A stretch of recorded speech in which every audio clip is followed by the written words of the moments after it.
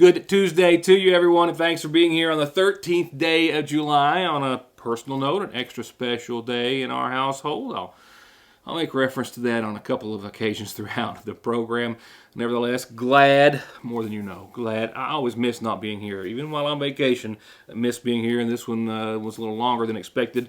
So missing being here a little more than usual. Glad to be here tonight. So, I hear you had a little rain while I was gone. I hear it was relentless. And one of my neighbors telling me the worst and hardest rain that he had seen ever in that amount of time. Based on the grass that had grown since I was out and some other things I've noticed, I can certainly see that indeed it was. I can also tell you that you weren't alone. I was actually in Florida with the family over the week, and down in Florida and well out of Elsa's path. We weren't anywhere in that vicinity of the state at all. But it was still active there all week long, on and off. Sound familiar? And on the way home yesterday, about a 12-hour drive or so, a white knuckle event. I don't think I've never driven any rain downpours worse than that. As bad, quite possibly, but never any worse. And I mean from Florida and Alabama, and then later here in Berea and Richmond as we got closer to home. It was brutal, and numerous wrecks along the way, and just made for a very long day. A prolonged day. If you saw the message in the program yesterday, well, a failed fuel pump on the way to Florida resulted in my delay of getting home. Parts hard to get due to, of course, COVID.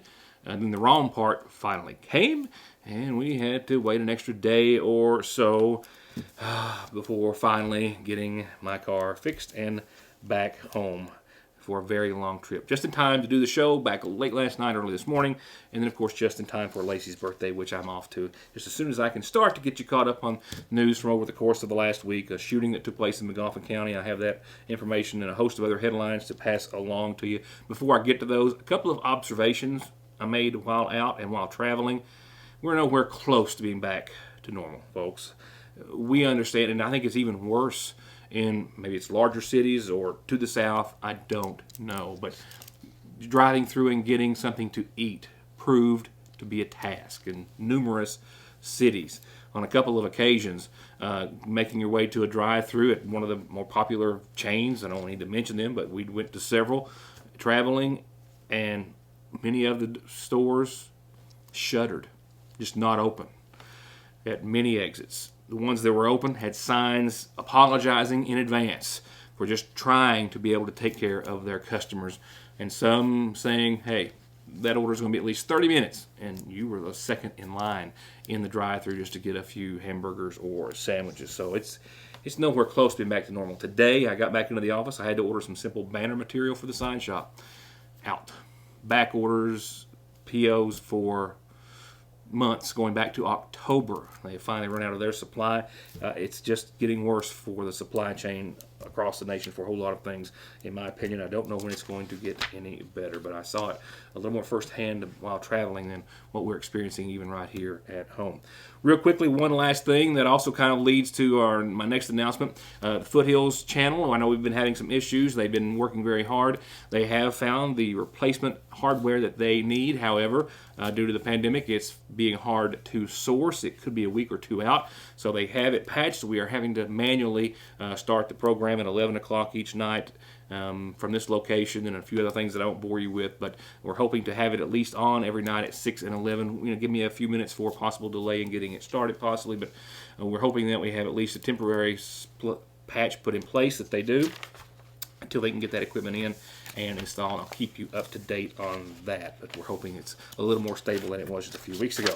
All right. All the apologies and explanations and announcements are off the desk when I come back. A McGoffin County man is said to be still in critical but stable condition after being shot in the face at a McGoffin County business just days ago. I'll have that and other headlines in just a few moments. It's time to play the Lee's Famous Recipe Daily Lunch Special Game, where behind curtain number 1 we have our super tasty country fried steak sandwich, and behind curtain number 2 our famous chicken sandwich with lettuce, pickle, and mayo, and you can get either one of those on a bun or a biscuit. But wait, behind curtain number 3 our extra famous footlong with homemade chili, and all 3 come served with our famous hand-dipped potato wedges and a drink. Monday through Friday for lunch from 11 to 2 for just $5 plus tax. You're a winner either way you go at your Sagersville Lee's Famous Recipe. Parkway Pharmacy, as always, promises the quickest service with the very best care and prices, and to always have someone there to talk to when you have a question. With 3 pharmacists, curbside, drive-through, and call-ahead service. Parkway Pharmacy in Sagersville, 349-4400. Where you can always talk to a pharmacist when you need one. My editor, Heather Oney, has a call in to the Kentucky State Police to try to find out some more details about the ongoing investigation. I do have some details that I've been able to confirm on my own, as well as an official press release from Post 9 that we just received a few moments ago with some general information about the shooting that took place here in Magoffin County on Sunday, just day before yesterday on the 11th. 2 co-workers, or possibly former co-workers, that is not completely clear at this time, were involved in an altercation that took place at a garage where one of them was shot in the face and critically injured. Local EMS and authorities responded on Sunday afternoon to a call of a shooting at the Bailey's Garage on Rockhouse Fork Road off of 460. It was there that an altercation had escalated from verbal to violent, after which this man has now been confirmed to have been arrested and charged with first-degree assault. The Kentucky State Police handling the investigation confirmed to us that Michael Perkins, 41, of Sagersville, was the man with the handgun which fired at one time, striking Bobby Dean Stevens, also from Sagersville or Magoffin County, in the face. Meanwhile, my last update from Stevens' family indicated that he was in still critical but stable condition after being taken to the hospital, where it is hoped that he will recover from his injuries. Michael Perkins, meanwhile, was in court on yesterday here in District Court in Magoffin County, where he pled not guilty and was appointed a public defender. His next hearing set for this coming Monday. Again, any information related to the altercation prior to the shooting happening is still unknown at this hour and under investigation by the state police. That charge of first-degree assault carries a fine of up to 20 years in prison, and Perkins is being held, as I told you, in the Big Sandy Regional Detention Center under currently a $50,000 cash bond. Another arrest in headlines this evening, this taking place at the behest of the Magoffin County Sheriff's Department. This arrest related to charges of theft and drug possession. 29-year-old Caitlin Allen with a Sagersville address was arrested shortly before 9 o'clock last night on Dyer Cemetery Road.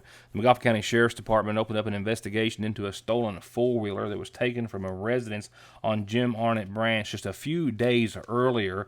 Following tips and information that led them to the whereabouts of Caitlin Allen on Dyer Cemetery Road. She was found sleeping on a mattress, from what I understand, in a barn in that area, and approached by Deputy Marshall with the Magoffin County Sheriff's Department, who was able to awake her and then ask her some questions about the four-wheeler which was sitting nearby, the serial number of which matched that of the one that was reported stolen, with Allen claiming to the officer that she had purchased it from another individual for $800. Also lying in plain view near Allen were a small baggie or small baggies containing what was believed to be heroin, methamphetamine, a syringe, other drugs as well. Allen being charged with receiving stolen property under $10,000 in value, possession in the first for the heroin and for the meth, and possession of a controlled substance in the second degree, while the investigation into the stolen four-wheeler continues. If you have any tips on the ATV, you can call the Magoffin County Sheriff's Department as they continue to try to figure out who originally stole the vehicle and if there are any other people involved. I just got some good news and an update on the Mountain Parkway expansion project. Another segment set to open and a couple of interchanges or exits as well, which will be online tomorrow on the Mountain Parkway. I'll show you where that is in just a second.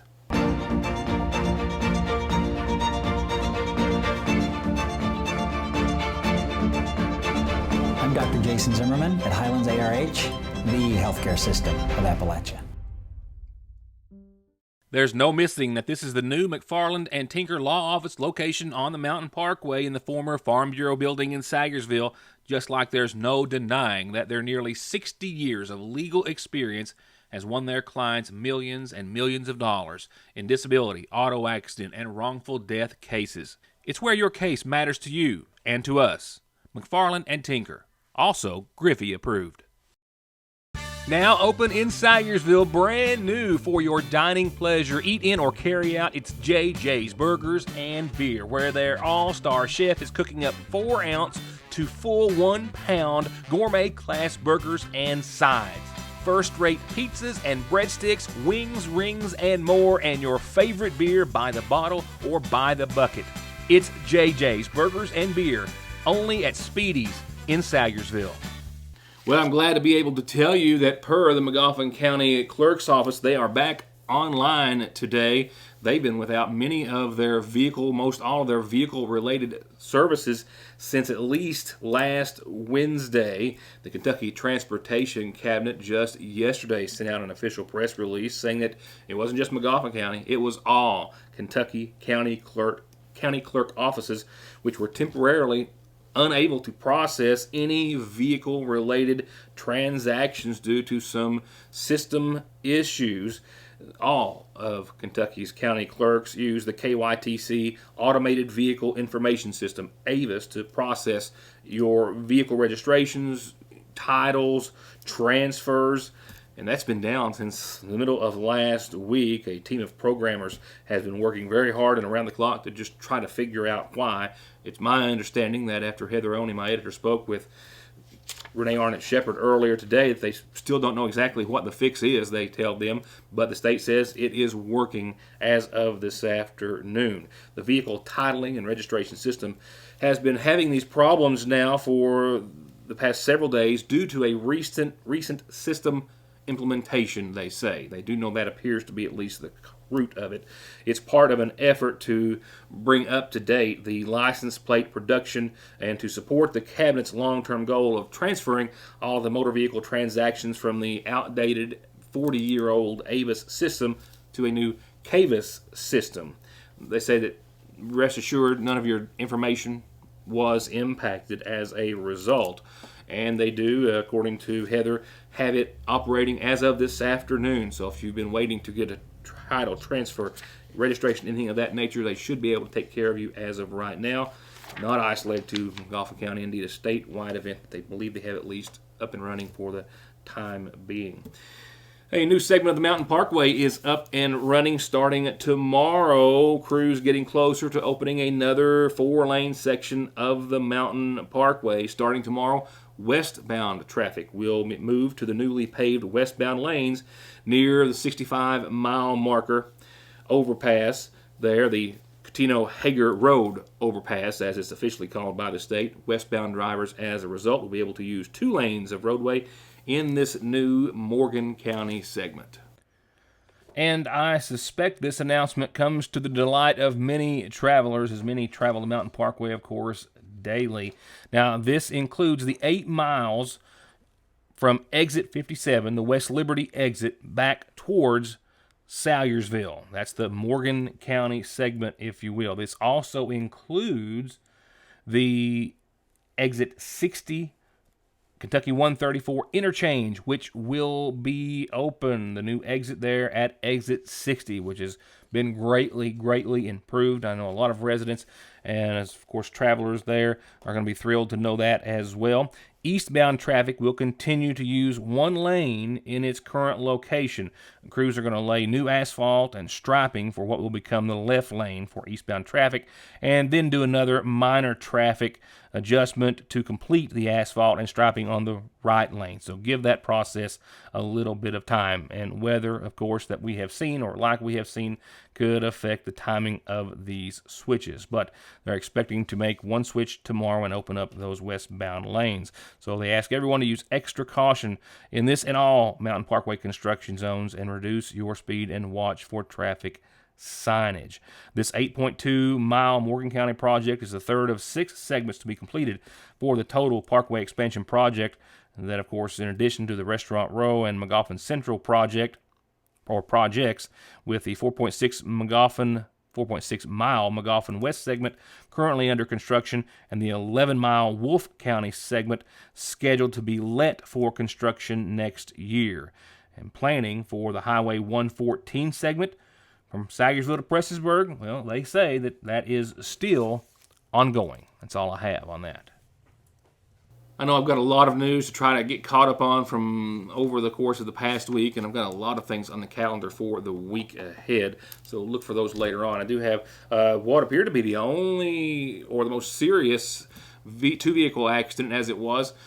Call of emergency of that like for emergency personnel over the course of the past week. It was actually on Sunday on Gun Creek, where one person was taken to an area hospital. The week of the 4th of July is often a very busy week in regards to auto accidents, not just for Magoffin County EMS and Rescue, but for everyone across the nation. Glad to report this is the only accident that I have on my desk this evening, and it did not involve any life-threatening injuries. One woman, however, was taken to an area hospital by ground ambulance after a two-car crash on Gun Creek Sunday afternoon near the mouth of Bill Fork. It happened in a curve, as you can see here. The only lines in the road, as with a lot of narrow roads in Magoffin County and other counties like us, are the two white lines to the side, so on each edge. So unknown as to what may have caused the collision, but definitely on a narrower passageway. These two cars collided, not head-on, but nearly. The female driver of the passenger car experiencing or suffering serious leg injuries as a result, and was the only injury reported on scene. Your updated forecast in just a few moments, hoping it's going to ease up just a bit on the rain and storms.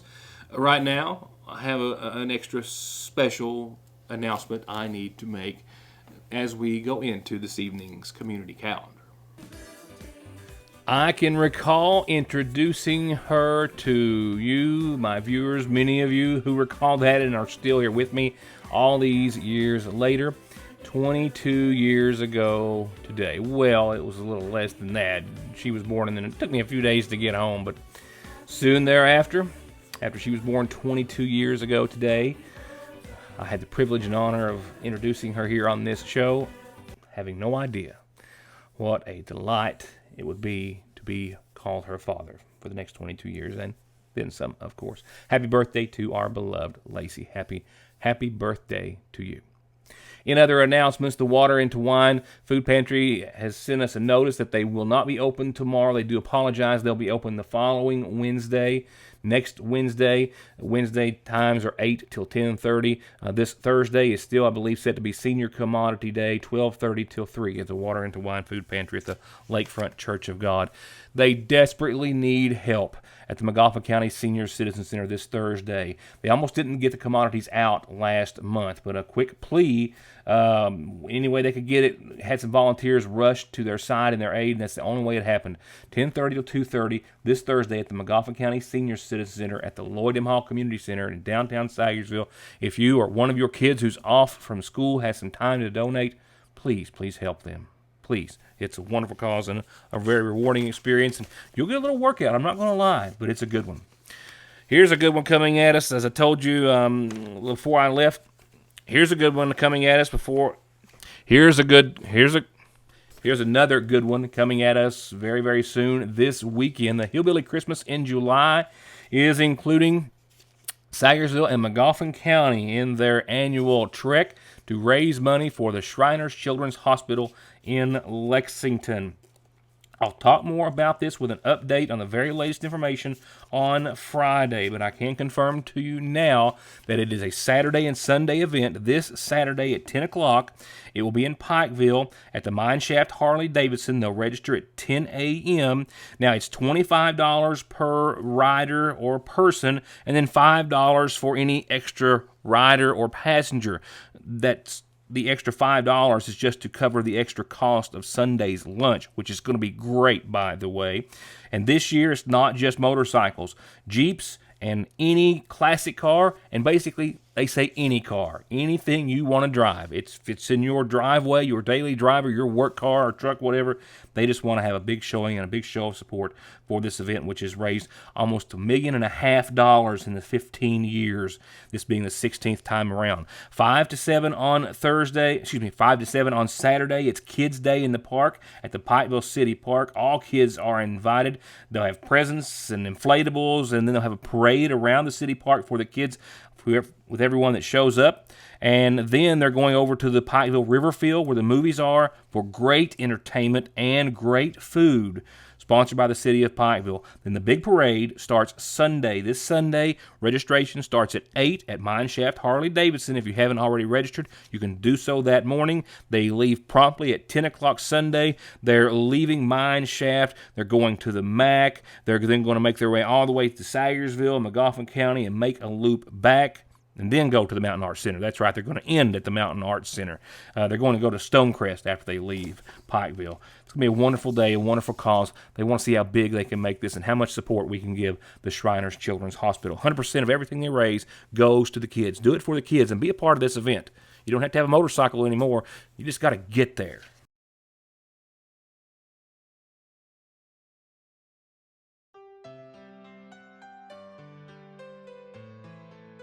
Now, going on to obituaries, brought to you by the Magoffin County Funeral Home. I came into the office today to learn that services were held yesterday for 91-year-old Addie Howard Hale of Sayersville, who passed away on Saturday the 10th, born at Twin Lick, the daughter of the late Lonzie and Pearlie Tackett Howard. She survived by her son Philip Ray and his wife Joanne Hale, daughter Joanne, and sister Maggie McDowell, brother Carl Howard, 4 grandkids, and 1 great-grandchild. Addie is preceded in death by her husband Corbett and a son, Roger Dale. Graveside services again held yesterday afternoon. And I'm told that services for 76-year-old Flora Gibson Tadlock of Sayersville are going to be held this Thursday at 1. She passed away on Sunday, the daughter of the late William Taylor and Nanny Fletcher Gibson. She survived by her children, Lee Franklin Perkins, Donna Stevens of Florida, Deborah Sue Williams of Florida, William Perkins, and Freddie Perkins, and a host of other children that she, as I understand, raised as her own. The list is lengthy. 22 grandkids, 44 great-grandchildren, 1 great-grandchild. Services to be held this Thursday here in Sayersville at the Magoffin County Funeral Home. Visitation will be tomorrow evening from 5 till 9 and before Thursday services begin.